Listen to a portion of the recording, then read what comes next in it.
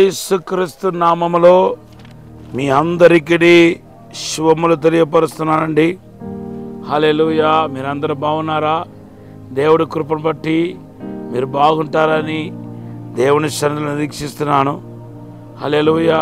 మీ క్షేమం కొరకు నేను నా ప్రార్థనీయుతులు ప్రార్థిస్తున్నారు. మీరు క్షేమంగా ఉంటారండి. భయపడవద్దు. ఏ విషయాన్ని గురించి ఆలోచించవద్దు. మరి ఒకవేళ మీరు ఈ వాక్యం ఉంటున్న మీలో ఎవరైనా ఆర్థిక ఇబ్బందుల చేత, అప్పుల సమస్యల చేత, రకరకాల శోధన చేత బాధపడుతూ ఉంటే నాకు దేవుడు ఉన్నాడు, ఎప్పుడో ఒక రోజు నాకు ఖచ్చితంగా విడుదల కలుగుతాయి, నాకు దేవునొక అద్భుత కార్యం జరుగుతాయని మీరు నమ్మండి, విశ్వసించండి. ఖచ్చితంగా దేవునొక అద్భుత కార్యాన్ని మీరు త్వరగా చూడబోతున్నారు. విత్తని వాటిని మీరు కోసుకోబోతున్నారని ప్రభు చెప్తున్నాడు. హల్లెలూయా. దేవునొక మహిమ మీ మీద కనపడబోతుంది. అద్భుతంగా ఇన్ని సంవత్సరాలు పొందిన ఆశీర్వాదాన్ని ఉన్నట్టంలో దేవునొక శక్తి అభిషేకం మీకు మరి కార్యసిద్ధి కలుగచేసి మీ జీవితంలో అద్భుతం చేయబోతుందని పరిశుద్ధాత్మ దేవుడు చెప్తున్నాడు. దేవుని బిడ్డలారా, మీ చేతును కూడా దేవుడు తీసివేస్తానని మాట్లాడుతున్నాడు. ఈరోజు దేవుడు మనకిచ్చిన వాగ్దానం ఏంటంటే సామెతలు 3వ అధ్యాయం 26వ వచనం వాగ్దానం చేస్తున్నాడు. దేవుని బిడ్డలారా, ఆదికాండం 4వ అధ్యాయం 1-5 వచనంలో మనం ఒక చిన్న ఫ్యామిలీ మనం చూస్తున్నాం. ఫ్యామిలీలో మరి ఆదాము ఆ కుటుంబానికి యజమానుడు ఉన్నాడు. తర్వాత అవ్వ ఆ కుటుంబానికి దేవుడు నియమించిన తల్లి మనకు కనపడుతున్నారు. తర్వాత పిల్లలు కూడా కనపడుతున్నారు. దేవుని బిడ్డలారా, కుటుంబం అంటే తండ్రి, తల్లి, పిల్లలు ఉండాలి. ఇదే దేవుని చేత ఆర్డినేట్ చేయబడిన కుటుంబం.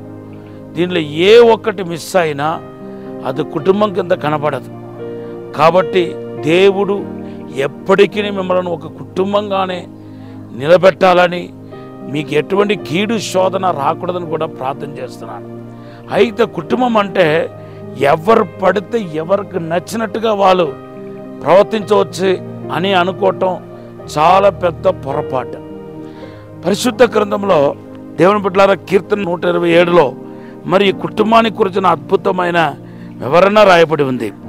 పెళ్ళిళ్ళంట యూదులు ఈ కీర్తనే చదివించుకుంటారంట. ఈ యొక్క కీర్తనలో దేవునికి భయపడేవాడు ఈ విధంగా ఆశీర్వదించబడతాడని పురుషుడు గురించి మాట్లాడుతున్నాడు. కుటుంబం అంటే అక్కడ దేవదారు వృక్షం ఉండాలి. దేవదారు వృక్షం దేని చూపిస్తుంది? తండ్రి అయిన దేవుని యొక్క మరి జ్ఞానాన్ని, మరి ధైర్యాన్ని, బలాన్ని చూపిస్తున్నాయి. అవును, దేవదారు వృక్షం చాలా స్ట్రాంగ్గా ఉంటుంది అనండి. కాబట్టి ఒక పురుషుడు, ఇంట్లో యజమానుడు తండ్రిని పోలిన వాడుగా, తండ్రిని రిఫ్లెక్ట్ చేసేవాడుగా ఉండాలి. అందుకొరకు యేసుప్రభు ఏమన్నాడు తెలుసా? మత్తయి సువార్త 5వ అధ్యాయం 48వ వచనంలో, నా తండ్రి పరిపూర్ణుడు కనుక మీరును పరిపూర్ణంగా ఉండండి అంటున్నాడు. కాబట్టి పురుషుడు అన్నవాడు దేవునికి భయపడి, అంటే భయపడటం అంటే దేవునికి లోబడి మరి ఈ తండ్రిలాగా నడుచుకోవాలి, తండ్రి పాటలో వెళ్ళాలి. సరే, ఇప్పుడు స్త్రీ దగ్గరకు వస్తే 128వ కీర్తన 3వ వచనంలో, నీ భార్య నీ లోకిట ఫలించు ద్రాక్ష వలె ఉండును. ద్రాక్ష వలె ఎవరికి పోల్చబడ్డారండి? యేసుక్రీస్తు కదా. యోహాను సువార్త 15వ అధ్యాయం 1-3 వచనాలు చదివితే, నేనే నిజమైన ద్రాక్ష వలెని, మీరు తీగలై ఉన్నారన్నాడు. యేసుక్రీస్తు యొక్క పోలిక ఎవరిలో కనపడాలంటే ప్రతి ఇంట్లో ఉన్న ప్రతి స్త్రీలోనూ కనపడాలి. ముఖ్యంగా తల్లి అని ఆ యొక్క పొజిషన్లో ఉన్న మనుషులు కనపడాలి. యేసులో ఉన్న సాత్వికత, యేసులో ఉన్న సహనం, యేసులో ఉన్న ప్రేమ ఏ స్త్రీలో కనపడుతుందో ఆ కుటుంబమే బాగుపడుతుంది. ప్రతి దానికి మాట మాటకు కోపపడి, చిరాకు పడి పిల్లలను తిట్టడం, ఆ భర్తను తిట్టడం. కొంచెం మందికి భర్త అంటే అసలు ఎంత మాత్రం ప్రేమ, గౌరవం ఉండదు. నోటికి వచ్చినట్టుగా మాట్లాడతారు, తిడతారు. ఇంకా కొంతమంది కొట్టేవాళ్ళు కూడా ఉన్నారు. చిచ్చి, ఇటువంటి జీవితం మంచి జీవితం కాదు. మీరు నీ భర్తను మరి సన్మానించాలి. మీరు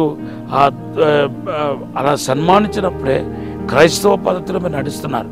సరే, పిల్లల దగ్గరకు వచ్చినప్పుడు 128వ కీర్తనలో 3వ వచనంలో నీ పిల్లలు మరి భోజన బల్లల చుట్టూ ఒలివల ముక్కల వలె ఉంటారు. ఒలివల చెట్టుకు పోల్చారు. ఒలివ చెట్టులో ఉన్న నూనె, అభిషేకించబడిన నూనె, ఆ ఒలివల చెట్టున ఆకులు దైవిగానికి తర్వాత సమాధానానికి గుర్తు. అంటే పరిశుద్ధాత్మ దేవుడు చూపిస్తుంది. ప్రతి ఇంట్లో ఉన్న ప్రతి పిల్లలు ఎలా ఉండాలంటే పరిశుద్ధ ఆత్మ యొక్క ఆత్మ ఫలాలు కలిగి భయముతోనూ భక్తితోనూ పరిశుద్ధంగాను ఉండాలి. ఈరోజు ఎంతమంది కుటుంబంలో పిల్లలు ఆ పరిశుద్ధాత్మను రిఫ్లెక్ట్ చేస్తున్నారు? సినిమాలు, షికార్లు, ఇంకా సెల్ ఫోన్, ఎంతసేపు సెల్ ఫోన్ నొక్కుతా, సెల్ ఫోన్తో ఆడుకుంటా, చదువుకుండా, తల్లిదండ్రుల మాట వినకుండా వ్యతిరేకంగా జీవించేవాళ్ళు వీళ్ళందరూ ఎలా ఒలివల మొక్కలకు ఎలా సాదృశ్యం అవుతారు చెప్పండి? మీరు అటువంటి పిల్లలు ఉంటే దేవుని బిడ్డలారా, భక్తి విషయంలో మాత్రం మీరు రాజీ పడకూడదు. మీరు ఎంతైనా వాళ్ళని శిక్షించి సరిచేయడానికి మీకు హక్కు ఉంది, రైట్ ఉంది బైబిల్లో. మీరు అలా పెంచితేనే పిల్లల్ని రేపు మీరు కాపాడగలుగుతారు. లేకపోతే ఈరోజు ఎంతోమంది పిల్లలు ఈరోజు దుర్మార్గులుగా, దుష్టులుగా, భక్తిహీనులుగా తయారైపోతున్నారు. అలాగా మీ పిల్లలు తయారు కాకుండా ఉండాలంటే ఇప్పుడుండే వాళ్ళ భక్తిలో పెంచాలి, ప్రార్థనలో పెంచాలి. దేవుడికి మొదటి స్థానం ఇవ్వటానికి మీ పిల్లలకు నేర్పించాలి. ఈ మాటలు దేవుడు ఆశీర్వదించిన గాక. మీ కుటుంబాన్ని ఒక భయభక్తులు కలిగిన కుటుంబంగా, పరిశుద్ధమైన కుటుంబంగా దేవుడు చేయనగాక. ప్రభువును ఆశీర్వదించిన గాక. ఆమేన్. పరిశుద్ధము నమ్మకమైన పరలోక తండ్రి, కుటుంబ ఆశీర్వాదాలు దయచేయమని అడుగుతున్నాను తండ్రి. తండ్రి యేసుక్రీస్తు నామములో దుష్ట శక్తులను పారదోలండి ప్రభా. తండ్రి కుటుంబంలో ఉన్న అంధకార శక్తులు పారదోలండి ప్రభా. ప్రతి కుటుంబాన్ని ఆశీర్వించి దీవించి బలపరచమని, అసాధారణమైన అద్భుతమైన కార్యం జరిగించమని, ముట్టుమని బలపరచమని యేసు నామములో అడిగి వేడుకుంటున్నాము తండ్రి. ఆమేన్.